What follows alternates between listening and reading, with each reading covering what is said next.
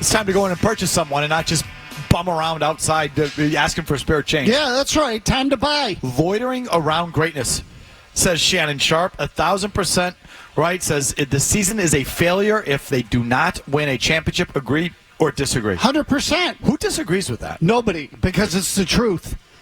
It's the truth. There is no way around it. And I also like his analogy of kick the door down, because this has been the problem. Whether he knew it or not when he said it, I think it's a good way to put it. You want to win a championship, you've got to kick the door down. Eventually it gets to that point. No one's going to give it to you, although the league is trying this year. Certainly they've opened up the path. They basically left the door unlocked. So all you got to do is walk right in.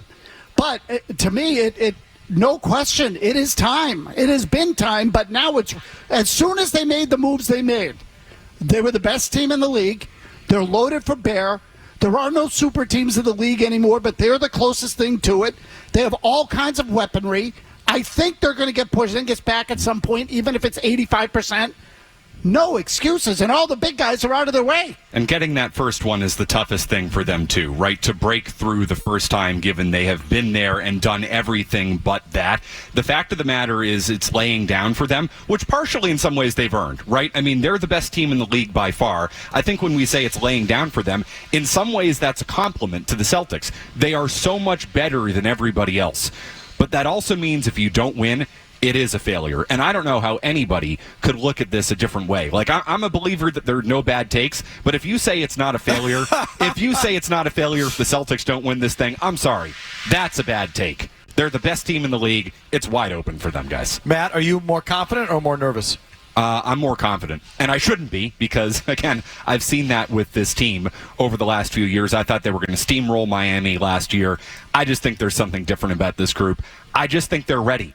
I think they're ready. And when I say confident or nervous, I mean about going all the way. I'm not just talking about Indiana.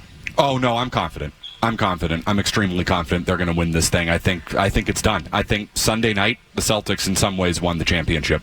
Because I think Denver was the only team that had the talent and experience combination to beat the Celtics. I love what Minnesota's done. It's great. If you meet Minnesota in the finals, they're not going to be an easy out, but you're going to have the advantage over them in the experience thing. The Celtics should be able, I would hope would be able, to learn from their experiences against Golden State a few years ago.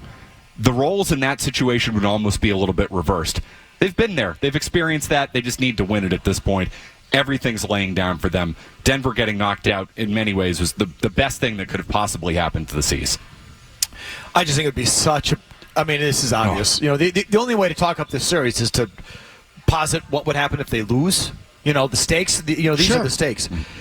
It would mean that, Tatum isn't next, and if he isn't next, will he ever be? Correct. Because he will have lost to someone younger than him. And I think that's across the board. I heard this. I'm just looking it up. I think Doncic is younger than him. I think that's right. I think he came into the league the next year. He's 25. Tatum is 26. Okay, but that's not significant, though. I mean, I think if we're talking about age, the experience factor. He's younger.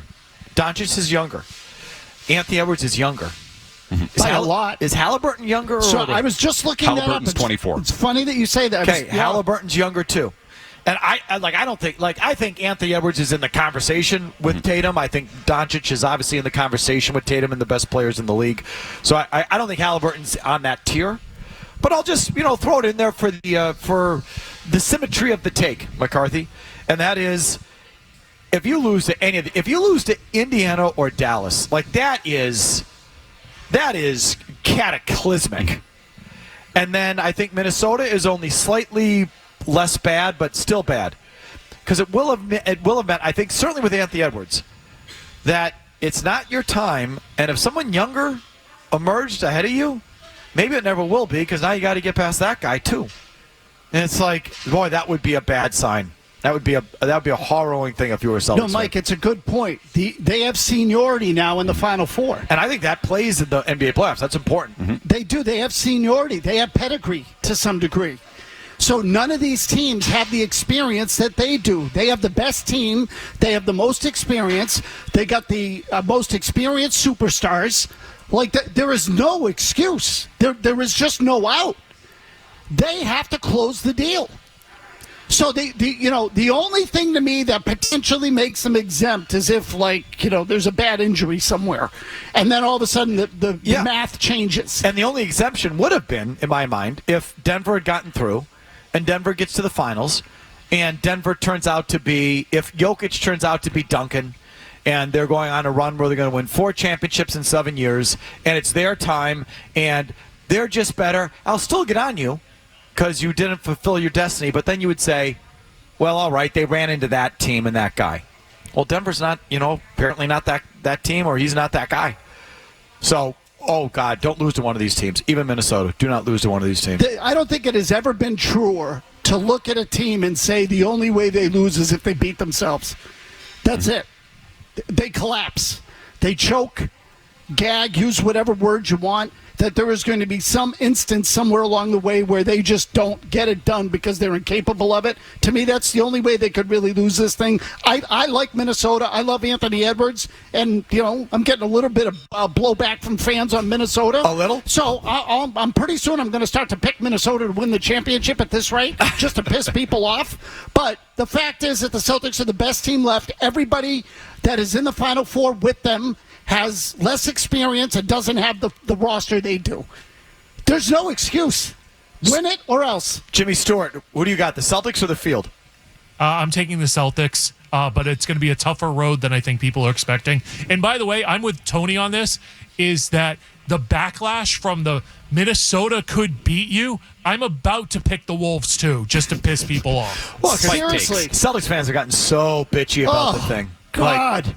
Good Lord, guys. I'm going to the game tonight. I'm excited to be there. I think the Celtics are going to win, but, Minnesota might give you a little bit of fight. The Pacers are going to give you a little bit of a fight. Dallas isn't an easy out. Am I okay saying that, or do I have to pick them to really annoy everyone?